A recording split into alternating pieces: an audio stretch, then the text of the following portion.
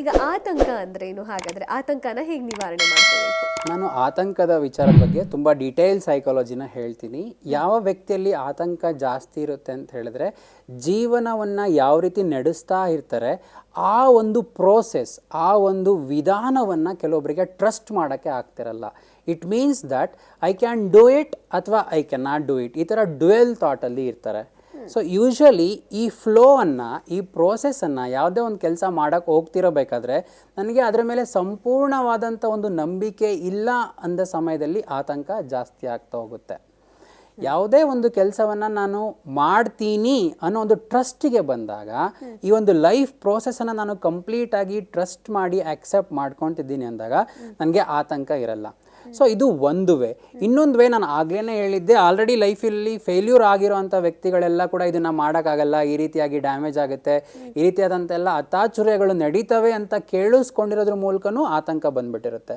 ಎರಡು ರೀತಿಯಾದಂಥ ಆತಂಕ ಇರುತ್ತೆ. ಕೆಲವೊಬ್ಬರು ತನ್ನಲ್ಲಿ ತಾನೇ ನಂಬಿಕೆ ಇಲ್ದಿರ ಸೆಲ್ಫ್ ಡೌಟ್ಸ್ ಜಾಸ್ತಿ ಹೊಂದಿರೋ ಅಂಥ ವ್ಯಕ್ತಿ ಜೀವನವನ್ನು ಟ್ರಸ್ಟ್ ಮಾಡೋಕ್ಕಾಗದೇ ಇರಬೇಕಾದ್ರೆ ಆತಂಕವನ್ನು ತನಗೆ ತಾನೇ ಸೃಷ್ಟಿಸಿಕೊಳ್ಳೋ ಅಂಥದ್ದು ಒಂದು ವಿಧಾನ. ಆದರೆ ಇನ್ನೊಂದು ವಿಧಾನ ಬೇರೆಯವ್ರು ಹೇಳಿ ಬಂದಿರುವಂಥದ್ದಾಗಿರುತ್ತೆ. ಸೊ ನಾವು ಇವತ್ತಿನ ಜನ್ರೇಷನಲ್ಲಿ ಹೆಚ್ಚಾಗಿ ನೋಡ್ತಿರೋದೇನಪ್ಪ ಅಂತ ಹೇಳಿದ್ರೆ, ಯೂತ್ಗಳು ಹೆಚ್ಚಾಗಿ ಆತಂಕದಲ್ಲಿ ಇದ್ದಾರೆ. ಇಟ್ ಮೀನ್ಸ್ ದಟ್ ನಾನು ನಾಳೆ ಯಾವ ಕೆಲಸಕ್ಕೆ ಹೋಗ್ತೀನಿ, ಯಾವ ಡಿಗ್ರಿ ನಾನು ಕಂಪ್ಲೀಟ್ ಮಾಡಬೇಕು, ನನಗೆ ಎಷ್ಟು ಸ್ಯಾಲ್ರಿ ಬರುತ್ತೆ, ನನ್ನ ಮನೇಲಿ ಅಪ್ಪ ಅಮ್ಮನ ಸಾಕಕ್ಕೆ ಆಗುತ್ತಾ ಆಗಲ್ವಾ, ನನಗೆ ಲೈಫಲ್ಲಿ ಒಳ್ಳೆ ಪಾರ್ಟ್ನರ್ ಸಿಗ್ತಾರಾ ಇಲ್ವಾ, ಈ ಥರದ್ದೆಲ್ಲ ಆತಂಕಗಳು. ಇದನ್ನು ಜೀವನದಲ್ಲಿ ಅವರು ನೋಡಿಲ್ಲ. ಇಲ್ಲಿ ಯಾವಾಗ ಬಿಲೀವಿಂಗ್ ಇನ್ ಸೆಲ್ಫ್ ಅಥವಾ ಟ್ರಸ್ಟಿಂಗ್ ಇನ್ ಸೆಲ್ಫ್ ಅಥವಾ ಯಾವಾಗ ಈ ಒಂದು ಸ್ಕಿಲ್ಸ್ಗಳು ಲ್ಯಾಕಿಂಗ್ ಇರುತ್ತೆ, ಆವಾಗ ಈ ರೀತಿಯಾದಂಥ ಆತಂಕಕ್ಕೆ ತನ್ನನ್ನು ತಾನೇ ಅವರು ಬರಮಾಡಿಕೊಳ್ತಾ ಇರ್ತಾರೆ ಆತಂಕವನ್ನು. ಹೀಗಿರಬೇಕಾದ್ರೆ ಯಾರೂ ಕೂಡ ನೆಕ್ಸ್ಟ್ ಆಗೋ ಅಂಥ ವಿಚಾರ ಆಗಲ್ವೇನೋ ಅನ್ನೋ ಸೆಕೆಂಡ್ ಥಾಟಲ್ಲಿ ಇರುವಂಥ ಅವಶ್ಯಕತೆ ಇಲ್ಲ. ಈ ರೀತಿಯಾದಂಥ ಮನಸ್ಥಿತಿಯಲ್ಲಿ ಇರುವಂಥವರು ಇವತ್ತು ಸೈಕಾಲಜಿಸ್ಟ್ಗಳ ಹತ್ರ ಮತ್ತು ಸೈಕಿಯಾಟ್ರಿಸ್ಟ್ಗಳ ಹತ್ರ ಹೋಗಿ ತುಂಬ ಸಫರ್ ಮಾಡ್ತಿರುವಂಥ ಎಕ್ಸಾಂಪಲ್ಸ್ಗಳು ನಾವು ಬರ್ತಾ ಇದೆ. ಸೊ ಅದನ್ನು ಅಪ್ಪ ಅಮ್ಮನ ಹತ್ರನೂ ಹೇಳ್ಕೊಳಕ್ಕಾಗಲ್ಲ, ಫ್ರೆಂಡ್ಸ್ ಹತ್ರನೂ ಹೇಳ್ಕೊಳಕ್ಕಾಗಲ್ಲ. ಫ್ರೆಂಡ್ಸ್ ಹತ್ರ ಇದ್ದಾಗ ತುಂಬ ಹ್ಯಾಪಿಯಾಗಿರ್ತಾರೆ, ಫ್ರೆಂಡ್ಸ್ ಇಲ್ಲ ಅಂದ ತಕ್ಷಣ ಅವ್ರಿಗೆ ಸಪ್ರೇಟಾಗಿದ್ದಾಗ ತುಂಬ ಆತಂಕ ಆಗೋಕ್ಕೆ ಸ್ಟಾರ್ಟ್ ಆಗಿಬಿಡುತ್ತೆ. ಕಂಪ್ಲೀಟ್ಲಿ ಈ ಆತಂಕ ನೆಕ್ಸ್ಟ್ ಲೆವೆಲ್ ನಮಗೆ ಡಿಪ್ರೆಷನ್ಗೆ ಕರ್ಕೊಂಡು ಹೋಗೋಂಥದ್ದು ಇರುತ್ತೆ. ಸೊ ಈ ಆತಂಕನ ನಾನು ಸರಿಪಡಿಸ್ಕೊಳ್ಳಿಲ್ಲ ಅಂತ ಹೇಳಿದ್ರೆ, ಅಂದರೆ ನನ್ನ ಜೀವನವನ್ನು ನಾನು ಟ್ರಸ್ಟ್ ಮಾಡಿ ಅದನ್ನು ನಾನು ಗೆಲ್ಲಕ್ಕಾಗುತ್ತೆ, ಮಾಡೋಕ್ಕಾಗುತ್ತೆ ಒಂದು ಮನೋಭಾವನೆ ಅಥವಾ ಕಾನ್ಫಿಡೆನ್ಸ್ ಲೆವೆಲ್ಲಿಗೆ ನಾನು ಬರದೇ ಇರೋ ತನಕ ಆತಂಕ ನನ್ನನ್ನು ಯಾವಾಗಲೂ ಕೂಡ ಕೆಳಗಡೆ ಹಾಕ್ತಾನೇ ಇರುತ್ತೆ. ಇದು ಓವರ್ ಎ ಪೀರಿಯಡ್ ನಮಗೆ ಡಿಪ್ರೆಷನ್ಗೆ ರೀಚ್ ಮಾಡಿಬಿಡುತ್ತೆ. Depression in the sense powerlessness ಅಂತ ಹೇಳ್ತೀವಿ. ಪವರ್ಲೆಸ್ನೆಸ್ ಅಂತಂದರೆ ನಾನು ಏನನ್ನೂ ಮಾಡೋಕ್ಕೆ ಆಗದೇ ಇರೋವಂಥ ಒಂದು ಸ್ಥಿತಿನ ಪವರ್ಲೆಸ್ನೆಸ್ ಅಂತ ಹೇಳ್ಬಿಡ್ತೀವಿ. So that leads to suicide. Okay, so ಇಲ್ಲಿ ಫಿಯರಿಂದ ಸ್ಟಾರ್ಟ್ ಆಗಿದ್ದು ಆಂಗ್ಸೈಟಿಗೆ ಹೋಯಿತು, ಆಂಗ್ಸೈಟಿಯಿಂದ ಸ್ಟಾರ್ಟ್ ಆಗಿದ್ದಂಥದ್ದು ನನಗೆ ಡಿಪ್ರೆಷನ್ಗೆ ಹೋಯಿತು, ಡಿಪ್ರೆಷನ್ಗೆ ಸ್ಟಾರ್ಟ್ ಆಗಿದ್ದು ಸೂಸೈಡ್ ಅಟೆಂಪ್ಟ್ಗೆ ಹೋಗ್ಬಿಡುತ್ತೆ. ಸೊ ಇಲ್ಲಿ ನಾವು ಫಿಯರ್ ಅನ್ನೋದು ಎಲ್ಲಿಂದ ಹುಟ್ಟಿತು ಅನ್ನೋದನ್ನ ಅರ್ಥ ಮಾಡ್ಕೊಂಡೆ ಅದನ್ನು ಆಂಗ್ಸೈಟಿ ಲೆವೆಲ್ಲಿಗೆ ರೀಚ್ ಮಾಡೋಕ್ಕೆ ಬಿಟ್ಬಿಟ್ಟು, ಅಂದರೆ ಇಲ್ಲಿ ನಾನು ಹೇಳಿದೆ ಫಸ್ಟ್ ಸೆಕೆಂಡ್ ಆತಂಕ ಅಂತ ಬಂದಾಗ, ಆಂಗ್ಸೈಟಿ ಅಂತ ಬಂದಾಗ ನಾವೇ ಆ್ಯಂಕರ್ ಮಾಡ್ಕೊಂಡ್ಬಿಡ್ತೀವಿ ಮಾಡೋಕ್ಕಾಗ್ತಿಲ್ಲ ಅಂತ.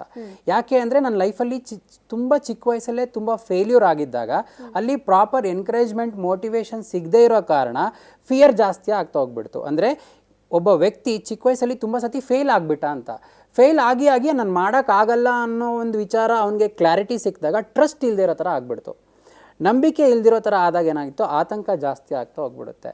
ಈ ರೀತಿ ತುಂಬ ಯಂಗ್ ಜನ್ರೇಷನ್ಸ್ ಅವರು ತುಂಬ ಸ್ಟ್ರಗಲ್ ಮಾಡ್ತಿದ್ದಾರೆ ಈ ಒಂದು ಆಂಗ್ಸೈಟಿ ಫೀಲಿಂಗ್ಸಿಂದ, because lots of failures happened in the childhood ಅಂತ. ಸೊ ಇಲ್ಲಿ ಪೇರೆಂಟ್ಸ್ ಆಗಿರ್ಬೋದು, ಫ್ರೆಂಡ್ಸ್ ಆಗಿರ್ಬೋದು, ಯಾವುದೇ ಒಂದು ಕೆಲಸ ಅವ್ರು ಮಾಡೋಕ್ಕೆ ಹೋಗ್ತಾ ಇದ್ದಾರೆ ಅಂದರೆ, ಯಾರಿಗೆ ಆಂಗ್ಸೈಟಿ ಇರುತ್ತೆ ಅವ್ರೊಂದು ಕೆಲಸ ಮಾಡೋಕ್ಕೆ ಹೋಗ್ತಿದ್ದಾರೆ ಅಂತಾಗ ಅವ್ರಿಗೆ ಜಾಸ್ತಿ ನಾವು ಪುಷ್ ಮಾಡಬೇಕು, ಎಮೋಷ್ನಲ್ ಸಪೋರ್ಟ್ ಕೊಡಬೇಕು, ಎನ್ಕರೇಜ್ಮೆಂಟ್ ಕೊಡಬೇಕು, ಆವಾಗ ಆತಂಕ ನಮಗೆ ರೆಡ್ಯೂಸ್ ಆಗುತ್ತೆ. ಇದು ಕೆಲವೊಬ್ಬರಿಗೆ ಯಾವ ಲೆವೆಲ್ ರೀಚ್ ಆಗಿರುತ್ತೆ ಅಂದರೆ, ಫಾರ್ ಎಕ್ಸಾಂಪಲ್ ರೋಡಲ್ಲಿ ಹೋಗ್ತಾ ಇರ್ತಾರೆ, ಆಪೋಸಿಟ್ ವೆಹಿಕಲ್ ಬಂದು ನನಗೇನೆ ಗುದ್ಬಿಡುತ್ತೆ ಅಂತ ಫೀಲ್ ಮಾಡ್ತಾರೆ. ಇದು ಆಂಗ್ಸೈಟಿ ಇಲ್ದಿರೋರಿಗೆ ಏನೂ ಗೊತ್ತಾಗಲ್ಲ. ಬಟ್ ಆಂಗ್ಸೈಟಿ ಇರುವಂಥ ಫೀಲಿಂಗ್ ಏನು ಮಾಡ್ತಾರೆ, ಈ ರೀತಿಯಾಗಿ ಫೀಲ್ ಮಾಡ್ತಿರ್ತಾರೆ.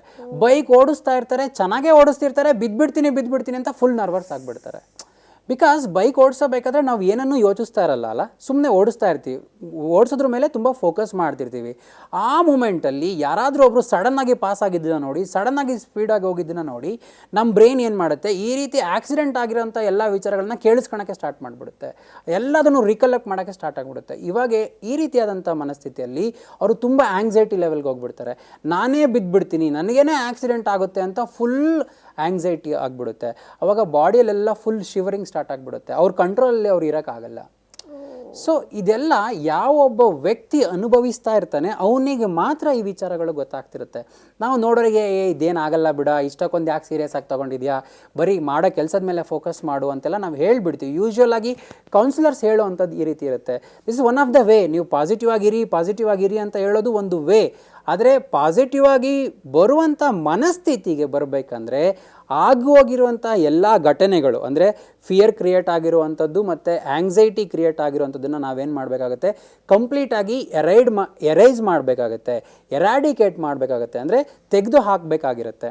ತೆಗೆದು ಹಾಕೋ ತನಕ ಆ ವ್ಯಕ್ತಿ ಆಂಗ್ಸೈಟಿ ಫೀಲಿಂಗಿಂದ ಹೊರಗಡೆ ಬರೋಕ್ಕೆ ಆಗಲ್ಲ. It is very very difficult. Today ಈ ರೀತಿಯಾದಂತಹ ಮನಸ್ಥಿತಿಯಲ್ಲಿ ತುಂಬ ಜನ ಇದ್ದಾರೆ. ಅದರಲ್ಲೂ ಕರೋನಾ ಆದಮೇಲೆ ಇದು ತುಂಬ ಜಾಸ್ತಿ ಆಗಿದೆ. ಯಾಕೆಂದರೆ ನಾವು ನ್ಯೂಸಲ್ಲಿ ಕೇಳಿದ್ದಂಥದ್ದಿರ್ಬೋದು, ಪೇಪರಲ್ಲಿ ನೋಡಿದಂಥದ್ದಿರ್ಬೋದು, ಅಕ್ಕಪಕ್ಕ ಮನೆಯಲ್ಲಾಗಿದ್ದು ಇದೆಲ್ಲದನ್ನು ಕೇಳಿಸ್ಕೊಂಡು ಏನಾಗಿದೆ, ಕೆಲವೊಬ್ಬರು ಯಾರು ಸ್ವಲ್ಪ ವೀಕ್ ಮೈಂಡ್ ಅಂತ ಇರ್ತಾರೆ ಅವರಿಗೆ ಈ ರೀತಿಯಾದಂಥ ಪ್ರಾಬ್ಲಮ್ ಆಗಿಬಿಡುತ್ತೆ. ಸೊ ಅದಕ್ಕೆ ನಾವು ಎಲ್ಲ ದಿನ ಪ್ರತಿದಿನ ಬೆಳಗ್ಗೆ ಎದ್ದೋಣುವಾಗ ಇರ್ಬೋದು, ರಾತ್ರಿ ಮಲಗುವಾಗ ಇರ್ಬೋದು, ನಮ್ಮ ಜೀವನದಲ್ಲಿ ಆಗಿರುವಂಥ ಕೆಲವು ಸಕ್ಸಸ್ ವಿಷಯಗಳನ್ನು ನೆನಪು ಮಾಡಿಕೊಂಡು ಮೆಲುಕು ಹಾಕಿ ಆ ಮೂಮೆಂಟಲ್ಲಿ ಆಗಿದ್ದಂಥ ಒಂದು ಸಂತೋಷದ ಫೀಲಿಂಗನ್ನು ನಾವು ಫೀಲ್ ಮಾಡಬೇಕು ಎವ್ರಿ ಡೇ. ಇವಾಗ ನಾನು ಹೇಳ್ತಿರೋ ವಿಚಾರ ಏನಪ್ಪ ಅಂದರೆ ಆಂಗ್ಸೈಟಿಯಿಂದ ಹೊರಗಡೆ ಬರೋಕ್ಕೆ ಸೊಲ್ಯೂಷನ್. ಅವಾಗ ವೀಕ್ನೆಸ್ಸಿಂದ ಹೆಂಗೆ ಹೊರಗಡೆ ಬರಬೇಕಂತ ಸೊಲ್ಯೂಷನ್ ಕೊಡ್ತಾ ಇದ್ದೀನಿ. ಇವಾಗ ಆಂಗ್ಸೈಟಿ, ಆತಂಕಗಳಿಂದ ಯಾವ ರೀತಿ ಹೊರಗಡೆ ಬರಬೇಕು ಅಂತ. ಚಿಕ್ಕ ವಯಸ್ಸಲ್ಲಿ ನೀವು ಗೆದ್ದಂಥ ವಿಚಾರಗಳು, ನಿಮ್ಮನ್ನು ಬೇರೆಯವರು ಪ್ರಶಂಸಿದಂತಹ ಘಟನೆಗಳು, ಇವುಗಳನ್ನು ನೆನ್ಪು ಮಾಡಿಕೊಂಡು ನೀವು ಫೀಲ್ ಗುಡ್ ಫ್ಯಾಕ್ಟರ್ಗೆ ಬರಬೇಕು, ಅಂದರೆ ಹ್ಯಾಪಿ ಫೀಲಿಂಗಿಗೆ ಬರಬೇಕು ಅಂತ. ಯಾವಾಗ ನೀವು ಹ್ಯಾಪಿ ಫೀಲಿಂಗಿಗೆ ಬರ್ತೀರಾ ಆವಾಗ ನಿಮಗೆ ಆಂಗ್ಸೈಟಿ ರೆಡ್ಯೂಸ್ ಆಗ್ತಾ ಹೋಗುತ್ತೆ. ಆವಾಗ ನಾನು ಮಾಡೋಕ್ಕಾಗುತ್ತೆ ಅನ್ನೋ ಒಂದು ಮನಸ್ಥಿತಿ ಬಿಲ್ಡ್ ಆಗ್ತಾ ಹೋಗುತ್ತೆ. ಈ ಪ್ರೋಸೆಸ್ಸನ್ನು ಫಾಲೋ ಮಾಡ್ತಾ ಹೋದರೆ ನಮಗೆ ನೆಕ್ಸ್ಟ್ ಲೆವೆಲ್ಲಿಗೆ ಕಾನ್ಫಿಡೆನ್ಸ್ ಆಗುವಂಥದ್ದು ಪಾಸಿಬಿಲಿಟಿ ಇರುತ್ತೆ. ಈಗ ಆಗ್ತಾ ಇಲ್ಲ ಅಂಥೇಳಿ ಕೆಲವರು ಟ್ಯಾಬ್ಲೆಟ್ಸ್ ತೊಗೊಳ್ಳೋವಂಥದ್ದು ಇರುತ್ತೆ, ಕೆಲವೊಂದು ಟ್ರೀಟ್ಮೆಂಟ್ ತೊಗೊಳ್ಳೋವಂಥದ್ದು ಇರುತ್ತೆ. ಇದು ಆಂಗ್ಸೈಟಿಗೆ. ಇದು ಇವತ್ತಿನ ಮಾರ್ಕೆಟಲ್ಲಿ, ಇವತ್ತಿನ ಜನ್ರೇಷನಲ್ಲಿ ಬಿಗ್ ಮನಿ ಮೇಕಿಂಗ್ ಪಾರ್ಟ್ ಆಗಿದೆ. Still we respect all the people who are serving people, but still ನಾವು ರೂಟ್ ಲೆವೆಲಲ್ಲಿ ವರ್ಕ್ ಮಾಡುವ ತನಕ ಯಾವ ಒಬ್ಬ ವ್ಯಕ್ತಿಯ ವ್ಯಕ್ತಿತ್ವ ಏನು, ಅವನ ಬಿಹೇವಿಯರ್ಗಳು, ಟಿಪಿಕಲ್ ಬಿಹೇವಿಯರ್ ಯಾವ ಥರ ಇದೆ, ಎಕ್ಸ್ಟ್ರೀಮ್ ಬಿಹೇವಿಯರ್ ಯಾವ ಥರ ಇದೆ. ಮೊದಲೇ ಟಿಪಿಕಲ್ ಬಿಹೇವಿಯರ್ ಅಂದರೆ ಏನು, ಎಕ್ಸ್ಟ್ರೀಮ್ ಬಿಹೇವಿಯರ್ ಏನು ಅಂತ ಕಾಮನ್ ಆಗಿ ನಮಗೆ ಥಾಟ್ ಬಂದುಬಿಡುತ್ತೆ. ಟಿಪಿಕಲ್ ಬಿಹೇವಿಯರ್ ಅಂತ ಹೇಳಿದ್ರೆ ನಮ್ಮಲ್ಲಿರುವಂಥ ಎಲ್ಲ ಬೆಸ್ಟ್ ಬಿಹೇವಿಯರ್ಸ್ ನಮ್ಮನ್ನು ಯಾವಾಗಲೂ ವಿನ್ ಮಾಡುವಂಥದ್ದು. ಎಕ್ಸ್ಟ್ರೀಮ್ ಬಿಹೇವಿಯರ್ಸ್ ಅಂದರೆ ನಮ್ಮಲ್ಲಿರುವಂಥ ಕೆಲವು ವೀಕ್ ಬಿಹೇವಿಯರ್ಸ್ ಅಥವಾ ನೆಗೆಟಿವ್ ಬಿಹೇವಿಯರ್ಸ್ಗಳು, ಇವು ಯಾವಾಗಲೂ ನಮ್ಮನ್ನು ಫೇಲ್ಯೂರ್ಸ್ ತಂದು ಕೊಡ್ತಾ ಹೋಗುತ್ತೆ. ಈ ರೀತಿ ಬಿಹೇವಿಯರ್ಗಳು ಪ್ರತಿ ವ್ಯಕ್ತಿತ್ವಕ್ಕೆ ಬೇರೆ ಬೇರೆನೇ ಆಗಿರುತ್ತೆ. ವ್ಯಕ್ತಿಯ ವ್ಯಕ್ತಿತ್ವವನ್ನು ನಾವು ತಿಳ್ಕೊಳೋ ತನಕ ರೂಟ್ ಲೆವೆಲಲ್ಲಿ ವರ್ಕ್ ಮಾಡೋಕ್ಕೆ ಆಗಲ್ಲ. ಇವಾಗ ನಾನು ಸಬ್ಜೆಕ್ಟಲ್ಲಿ ಎಷ್ಟೇ ಎಕ್ಸ್ಪರ್ಟ್ ಇರ್ಬೋದು, ಫಿಯರ್ಗೂ ಸೊಲ್ಯೂಷನ್ ಕೊಡ್ತೀನಿ, ಆಂಗ್ಸೈಟಿಗೂ ಸೊಲ್ಯೂಷನ್ಸ್ ಕೊಡ್ತೀನಿ, ಯುನಿಕ್ ಟ್ರೂತಲ್ಲಿ ಅಂತ ಇದ್ರೇನು ರೂಟ್ ಲೆವೆಲಲ್ಲಿ ವರ್ಕ್ ಮಾಡೋ ತನಕ, ಫೈಂಡ್ ಔಟ್ ಮಾಡೋ ತನಕ ನಾನು ಅವ್ರಿಗೆ ಪರ್ಮನೆಂಟ್ ರಿಸಲ್ಟ್ಸ್ನ ತೋರ್ಸೋಕ್ಕಾಗಲ್ಲ. ಸೊ ನಾನು ನಿಮಗೆ ಹಳೆಯ ಎಪಿಸೋಡ್ಗಳಲ್ಲಿ ಹೇಳಿದ್ದೀವಿ, ನಾವು ಫಿಂಗರ್ ಪ್ರಿಂಟ್ ಮೂಲಕ ವ್ಯಕ್ತಿಯ ವ್ಯಕ್ತಿತ್ವ ಏನು ಅಂತ ತಿಳಿತೀವಿ. ವ್ಯಕ್ತಿಯ ವ್ಯಕ್ತಿತ್ವ ತಿಳಿಯೋದ್ರ ಮೂಲಕ ಮಾತ್ರ ನಾವು ರೂಟ್ ಲೆವೆಲಲ್ಲಿ ಹೋಗಿ ಎಲ್ಲಿಂದ ಅವ್ರಿಗೆ ಫಿಯರ್ ಸ್ಟಾರ್ಟ್ ಆಯಿತು, ಎಲ್ಲಿಂದ ಆಂಗ್ಸೈಟಿ ಸ್ಟಾರ್ಟ್ ಆಯಿತು ಅನ್ನೋದನ್ನು ಎರೇಸ್ ಮಾಡೋಕ್ಕೆ ಹೆಲ್ಪ್ ಮಾಡ್ತೀವಿ. ಅವಾಗ ಅವರು ಪರ್ಮನೆಂಟಾಗಿ ಯಾವುದೇ ರೀತಿಯಾದಂಥ ಸೈಕಿಯಾಟ್ರಿಕ್ ಮೆಡಿಸಿನ್ಸ್ಗಳು ಇಲ್ಲದೇ ಇರೆ ಅವ್ರ ಲೈಫನ್ನು ತುಂಬ ಸಂತೋಷವಾಗಿ ಕಾನ್ಫಿಡೆಂಟಾಗಿ ಲೀಡ್ ಮಾಡೋಕ್ಕೆ ಆಗುತ್ತೆ. ನಮ್ಮ ಗ್ಯಾರಂಟಿ ಏನಂದರೆ ವಿದಿನ್ 7 ಡೇಸಲ್ಲಿ ನಾವು ಬೆಸ್ಟ್ ರಿಸಲ್ಟ್ಸ್ನ ತೋರಿಸ್ತೀವಿ. ಇದು ಜೀವನ ಫುಲ್ ಸಫರ್ ಮಾಡ್ತಾರೆ ವ್ಯಕ್ತಿಗಳು, ನಿಮ್ಗೆ ಗೊತ್ತಿರುತ್ತೆ, ಕೇಳಿರ್ತೀರ ಕೂಡ. ಅವ್ರಿಗೆ ಫಿಯರ್ ಆಗಿರ್ಬೋದು, ಆಂಗ್ಸೈಟಿಗಳಾಗಿರ್ಬೋದು, ಲೈಫ್ ಟೈಮ್ ಸ್ಟ್ರಗಲ್ ಮಾಡ್ತಾರೆ. ಸೊ ನಮ್ಮ ಸರ್ವೀಸಲ್ಲಿ ನಾವು ವಿದಿನ್ 7 ಡೇಸಲ್ಲಿ ರಿಸಲ್ಟ್ಸ್ ತೋರಿಸ್ತೀವಿ. ಯಾಕೆಂದರೆ ರೂಟ್ ಲೆವೆಲಲ್ಲಿ ವ್ಯಕ್ತಿಯ ವ್ಯಕ್ತಿತ್ವ ತಿಳ್ಕೊಂಡು, ಅವನ ಗುಣ ಸ್ವಭಾವಗಳನ್ನು ತಿಳ್ಕೊಂಡು ನಾವು ಹೆಲ್ಪ್ ಮಾಡ್ತೀವಿ. ಸೊ ದಟ್ ನಮಗೆ ಲೈಫ್ ಟೈಮ್ ರಿಸಲ್ಟ್ಸ್ ಬರುತ್ತೆ. ಅಂದರೆ ಫಿಯರ್ಗಿಂತ ಆಂಗ್ಸೈಟಿ ಇಷ್ಟೊಂದು ಕೆಟ್ಟದು ಅನ್ನೋದು ಎಷ್ಟೋ ಜನಕ್ಕೆ ಗೊತ್ತಿರಲ್ಲ. ಭಯ ಅಂದರೂ ಒಂದೇ, ಆಂಗ್ಸೈಟಿ ಅಂದರೂ ಒಂದೇ ಅಂತ ಅನ್ಕೊಂಡ್ಬಿಟ್ಟಿರ್ತೀವಿ. ಭಯನ ನಮ್ಮ ಎಕ್ಸ್ಪೀರಿಯನ್ಸಿಂದ ಹೋಗ್ಲಾಡಿಸ್ಬೋದು, ಆದರೆ ಈ ಆಂಗ್ಸೈಟಿನ ಹೋಗ್ಲಾಡಿಸೋದು ಸ್ವಲ್ಪ ಕಷ್ಟ ಅಂತಲೇ. ಯಾಕಂದರೆ ನೀವು ಹೇಳಿದ್ಮೇಲೆ ನನಗೆ ಗೊತ್ತಾಗ್ತಾ ಇದೆ, ಅದನ್ನು ಅನುಭವಿಸೋರಿಗೆ ಮಾತ್ರ ಗೊತ್ತಿರುತ್ತೆ ಆಂಗ್ಸೈಟಿ ಏನೇನು ಯಾವ ರೀತಿಯಾದಂಥ ಪರಿಣಾಮ ಕೊಡುತ್ತೆ ನಮಗೆ ಅಂತ. ಸೊ ನೀವು ಯಾವ ರೀತಿಯಾದಂತಂದರೆ ರೂಟ್ ಲೆವೆಲಲ್ಲಿ ಇದನ್ನು ಸಾಲ್ವ್ ಮಾಡ್ತೀನಿ ಅಂತ ಹೇಳಿದ್ರಿ. ಸೊ ಅವರು ನಿಮ್ಮನ್ನು ಕಾಂಟ್ಯಾಕ್ಟ್ ಮಾಡಬೇಕು ಅಂದರೆ ಏನು ಮಾಡಬೇಕು, ಎಷ್ಟು ದಿನದಲ್ಲಿ ಅವರು ಅದನ್ನು ಸಾಲ್ವ್ ಮಾಡ್ಕೋಬೋದು? ಯೂನಿಕ್ ಟ್ರೂತ್ ಅಂತ ನೀವು ಗೂಗಲಲ್ಲಿ ರಿಸರ್ಚ್ ಮಾಡಿದ್ರೆ ನಿಮಗೆ ನಮ್ಮದು ಅಡ್ರೆಸ್ ಸಿಗುತ್ತೆ. ಮಾಗಡಿ ರೋಡಲ್ಲಿ ನಮ್ಮದು ಆಫೀಸ್ ಇರುತ್ತೆ, ಭಾರತ್ ನಗರ್ ಅಂತ ಹೇಳ್ತೀವಿ. ಸೊ ಇಲ್ಲಿ ನಾವು ನಿಮಗೆ ಫಸ್ಟ್ ಫಿಂಗರ್ ಪ್ರಿಂಟ್ ಅನಾಲಿಸಿಸ್ ಅಂತ ಮಾಡ್ತೀವಿ. ಅಂದರೆ ವ್ಯಕ್ತಿತ್ವ ಅನ್ನೋದು ಫಿಂಗರ್ ಪ್ರಿಂಟ್ ಪ್ಯಾಟ್ರನ್ ಮೂಲಕ ಕಂಡುಹಿಡಿತೀವಿ. ಇದು ಪ್ಯೂರ್ಲಿ ಸೈಂಟಿಫಿಕ್ ಮೆಥಡ್. ಇದು ಯಾವುದೇ ರೀತಿಯಾದಂಥ ಆಸ್ಟ್ರಾಲಜಿಗೆ ಸಂಬಂಧಪಟ್ಟಿದ ವಿಷಯ ಅಲ್ಲ.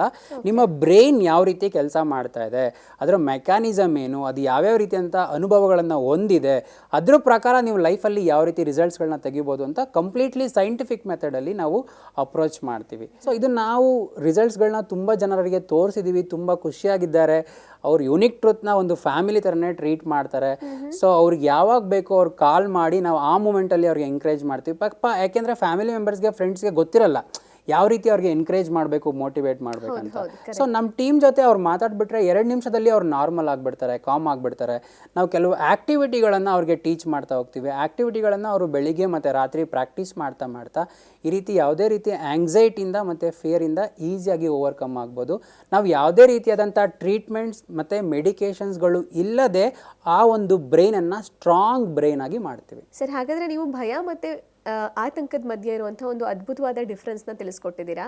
ಭಯ ಆದರೆ ನಾವು ಎಕ್ಸ್ಪೀರಿಯನ್ಸ್ ಮಾಡ್ತಾ ಅದನ್ನು ಓವರ್ಕಮ್ ಮಾಡಿಕೊಂಡು ಅದನ್ನು ಸಾಲ್ವ್ ಮಾಡ್ಕೋಬೋದು. ಆದರೆ ಆಂಗ್ಸೈಟಿ ಈಸ್ ವೆರಿ ಡೇಂಜರ್. ನೀವು ಹೇಳಿದಾಗೆ ಡಿಪ್ರೆಷನ್ಗೆ ಹೋಗುತ್ತೆ, ಹಾಗೆ ಅದು ಸುಯಿಸೈಡ್ ಕೂಡ ಮಾಡ್ಕೋಬೋದು ಅಂತ ಹೇಳ್ಬಿಟ್ಟು ಇದನ್ನು ನಿವಾರಣೆ ಮಾಡ್ಕೋಬೇಕು ಅಂದರೂ ಕೂಡ ನೀವೇನು ಮಾಡಬೇಕು ಅಂತಲೂ ತಿಳಿಸ್ಕೊಟ್ಟಿದ್ದೀರಾ. ವೀಕ್ಷಕರಿಗೆ ಸಾಕಷ್ಟು ಮಾಹಿತಿ ದೊರಕಿದೆ ಅಂತ ತಿಳ್ಕೊತೀನಿ. ಧನ್ಯವಾದಗಳು. ಧನ್ಯವಾದಗಳು.